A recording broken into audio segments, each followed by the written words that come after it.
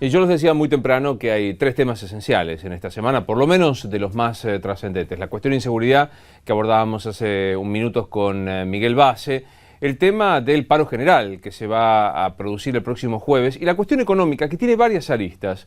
Primero, el relanzamiento de planes de precios cuidados, precios cuidados reloaded o segunda parte, y también esta discusión que empezó a escucharse en la semana anterior respecto de levantar el cepo cambiario en su totalidad. Está con nosotros Dante Sica, que es economista de la consultora ABCEP. Dante, soy Luis Novarecio, buenas tardes. Buenas tardes, Luis, ¿cómo estás? Bien, empiezo de atrás para adelante. ¿Hay margen técnico o es aconsejable en estas circunstancias pensar en el levantamiento del cepo cambiario?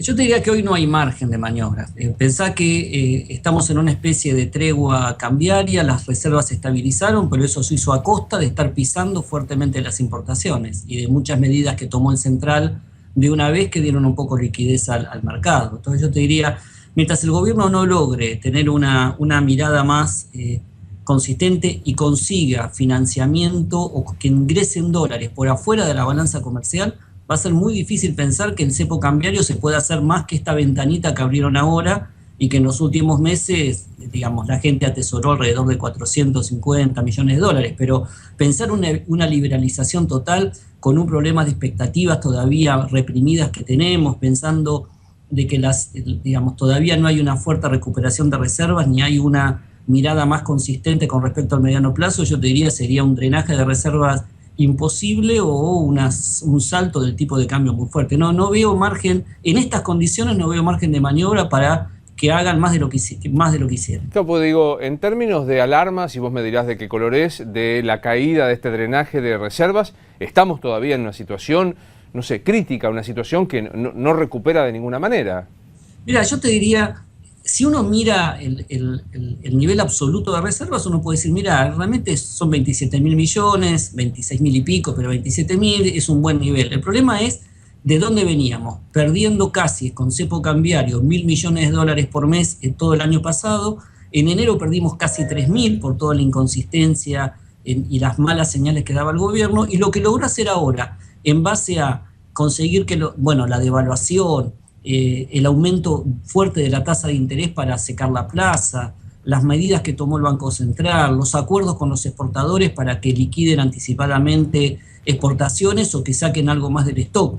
Más, el gobierno se sentó arriba de las importaciones, los flujos Claro. de importaciones están totalmente reprimidos. Con esto logró esta estabilización. Pensar que pueda, digamos, vos pensá esto, la contradicción, pensar que puedas hoy liberalizar dólares para atesorar cuando no le estás dando dólares al sector productivo para que pueda aumentar la oferta. Entonces, es claro que hay una restricción. Uno puede decir, si el año que viene el gobierno, previo a las elecciones, consigue fondos importantes, puede liberalizar, y a lo mejor el gobierno el año que viene, ya yéndose del gobierno a partir de agosto, si logró estabilizar reservas este año, no crecer, estabilizar, y consigue algo de financiamiento, por ahí abre un poco más el corralito como para dar un mejor ambiente al proceso electoral. Pero te diría, en estas condiciones hoy, la verdad que no lo veo. Claro, y sobre todo con esto que vos planteas, no aparece un ingreso, salvo esto que será coyuntural, vos me vas a corregir, de abril, mayo, que son liquidación de exportaciones, pero otro ingreso genuino de divisas no aparece en el horizonte. Mira, Luis, todo el año tendrás algo, de todo lo que es la cosecha, uno estima que se tiene que liquidar algo así como 20 mil millones, 10 mil entre abril y junio, y después entre julio y diciembre pueden ser 10 mil. Ahora, esos 10 mil, que ya, digamos, la parte donde el productor tiene que pagar todos sus costos, digamos, todo lo que eran los alquileres, etcétera, tiene más margen de maniobra como para ir postergándolo y viendo cómo evoluciona el tipo de cambio. Entonces yo te diría, si no hay ingresos, ya sea por financiamiento extra que pueda venir de organismos internacionales o financiamiento que las empresas puedan tomar, si no hay un alivio por el lado de inversiones externas que ingresen dólares, la verdad que solo por el balance comercial no veo la posibilidad de que el gobierno, te insisto, lo puede hacer ahora, abrió una corrida muy fuerte contra reservas. Me parece que hoy no hay margen de maniobra para hacerlo. El otro tema que yo mencionaba en la apertura es el lanzamiento de la segunda etapa precios cuidados y la mirada muy atenta al índice de precios del consumidor. ¿Crees que sigue siendo una aspirina para una enfermedad más complicada, precios cuidados? ¿Aporta? ¿Cuál es tu visión? Yo creo que es insuficiente. Pensar que toda la estrategia antiinflacionaria del gobierno solo descansa en precios cuidados. Estamos hablando de un paquete de precios muy limitado y que fíjate que en menos de 2 meses, acordate que lo lanzó el gobierno en enero antes, la primera semana antes de la devaluación. Ya en el transcurso de post-devaluación tuvo que ajustar precios entre un 5 y un 6% y ahora vuelve a hacer un ajuste. Entonces te está dando una idea de que es muy difícil tener un control de precios fuertes y precios congelados y que la inflación va más allá de lo que estamos observando. O sea, precios cuidados lo único que puede hacer es contener una cierta canasta de bienes que consumen ciertos sectores de la población, porque está, acordate, muy centrado en alimentos básicos. Pero si el gobierno no explicita mucho más claramente cuál es su política antiinflacionaria para poder quebrar expectativas, me parece que es, como vos decís, es una aspirina para una persona que tiene una enfermedad grave. La expectativa hacia fin de año hoy de la pauta inflacionaria supera el 30% o puede pasar algo que la mantenga por debajo de esa cifra. Mira, nosotros todavía esperamos una inflación, te diría, piso del 30%, porque primero, en este trimestre es difícil.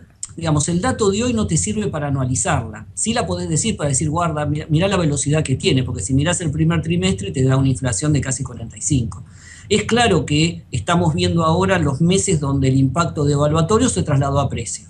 Entonces, ¿de qué va a depender la inflación en el segundo semestre? Bueno, ¿qué más haga el gobierno, en especial en el tema del financiamiento del déficit fiscal? Si va a seguir tirando fuerte emisión como está haciendo ahora y va a tener que, digamos, aumentar más la tasa de interés como para poder sacar ese dinero que sobra. Acordate que la inflación es más inflación de costos que de demanda este año, donde vos tuviste un fuerte impacto devaluatorio, aumento de tasa de interés, pauta salarial, estás teniendo incremento de algunas tarifas. Digo, me parece que en el segundo semestre debería ceder la tasa de expansión de lo que estamos viendo en precios y acomodarse. Ahora, todo te indica que si el gobierno no es mucho más consistente en materia antiinflacionaria, el 30% puede llegar a ser piso.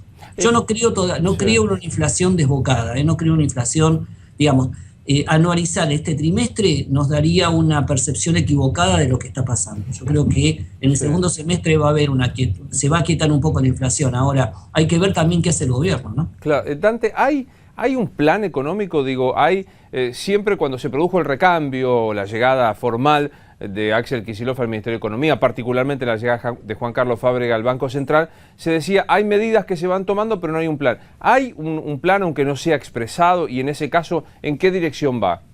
Mira, si vos mirás todas las medidas que viene tomando el gobierno empezó a hacer es claro que el gobierno está haciendo un ajuste y una estabilización de la economía. Te diría por qué, porque se dio cuenta que si no hacía nada, iba a chocar antes o iba a tener una crisis antes del 2015. Todo el gobierno puso en práctica, al estilo del gobierno, descoordinadamente, a veces mal hecho, porque no lo hacen ni siquiera sintiéndolo. O sea, no es que estén convencidos de lo que están haciendo. Están tomando medidas porque necesitan darle estabilidad a la economía para poder llegar lo más tranquilo posible al 2015. Entonces empezaron dentro del ajuste con la cuestión monetaria, también desordenado, devaluaron, aumentaron la tasa de interés, sacaron medidas. Todavía le falta complementar con la pata fiscal, que hasta ahora las únicas señales que dieron fueron tibias y te diría contradictorias. Por un lado, hubo muchos anuncios de aumento de gasto y después los anuncios que hicieron con respecto a la rebaja de gasto, que podría quitarle presión al déficit y presión a la emisión, fueron muy tibias. Vos pensá, lo charlamos muchas veces con vos en tu programa, vos pensá que los subsidios a la energía y al transporte son 4 puntos del PBI. Y lo que anunció el gobierno el otro día es medio punto del PBI de reducción. Entonces, es claro que con un déficit de 3,5 puntos, el principal responsable son los subsidios y que tenés que eliminarlos. Y que también está claro que no podés eliminarlos de una vez, pero tampoco muestra cuál va a ser el sendero para este año y el año que viene. Entonces, la sensación es que el gobierno hace todo lo que tiene que hacer, pero en la medida necesaria y suficiente para darle estabilidad y llegar al 2015, no para corregir los desequilibrios de base. No para pensar en un plan económico de fondo, digamos, esta historia de tratar de llegar al 2015 de la mejor manera posible y meditado desde el punto de vista político. Ahora, no como un plan en sí, no como una medida coordinada y concreta. Y ni siquiera como un plan que diga, mira, me voy a hacer cargo de los desequilibrios, los voy a corregir yo porque quiero tener una transición ordenada y dejarle parte del problema solucionado el que viene. No, yo creo que el gobierno va a hacer todas las medidas que necesite para poder llegar tranquilo al 2015. Llegar tranquilo, ¿qué es, Luis? Porque tampoco es con una inflación baja, es que las reservas más o menos se mantengan este año y que el año que viene el gobierno ya no tenga que preocuparse, que más o menos tenga estabilizada la inflación en una tasa alta y que a lo mejor si corrige parte del desequilibrio externo este año, inclusive la economía algo puede rebotar el año que viene, pero no más allá de eso. Vamos a seguir teniendo subsidios a la energía, vamos a seguir teniendo déficit fiscal y un gobierno que va a tratar de dar los pasos durante este año necesarios para acceder al financiamiento interno y para tratar de, en parte, si querés, cubrir el agujero que tiene el déficit fiscal con financiamiento. Entonces, no más allá de eso. El que viene va a tener que trabajar, sí, mucho más firme. Lo que pasa es que lo va a hacer con una gran diferencia, que va a tener la credibilidad que este gobierno hoy no goza. Última pregunta, más política, más que económica, pero me parece que influye. ¿Cuánto puede impactar esta medida de fuerza del jueves que tenemos convocada por Moyano, las amenazas de nuevos paros? ¿Cómo crees que en la expectativa, en el devenir económico, en discusiones paritarias en el medio, la mirada de los empresarios, cómo crees que va a impactar? Mira, primero es claro que cuando te para transporte, te paran el país, claro, ¿no? Que entre aviones, transporte público de pasajeros y logística, digo, ya muchas empresas, por ejemplo, muchas actividades que nosotros tenemos planeadas, las propias empresas te llaman y la cancelan porque van a darle inclusive una especie de asueto feriado a sus empleados. O sea, va a ser fuerte. Y también demuestra una señal de que el gobierno, digamos, que la restricción política que este gobierno al parecer no asumió del todo, está vigente. Y la restricción política es las elecciones de octubre. Es claro que el gobierno ya empieza a dar señales de debilitamiento político y de que ya no puede controlar esto. Entonces me parece que es una señal más de que estamos en un proceso de transición con la sensación muy fuerte en el sector empresarial de que parece que hay ciertos tiempos que se están adelantando en términos de lo que es el debate de candidatura, sucesión y elección presidencial. Cuando todos esperábamos que este año sea más un año de debate económico, hoy el debate político está cruzado porque es como que se han adelantado digamos, las campañas presidenciales. Dante, como siempre, muchas gracias. No, al contrario, gracias. Un fuerte abrazo.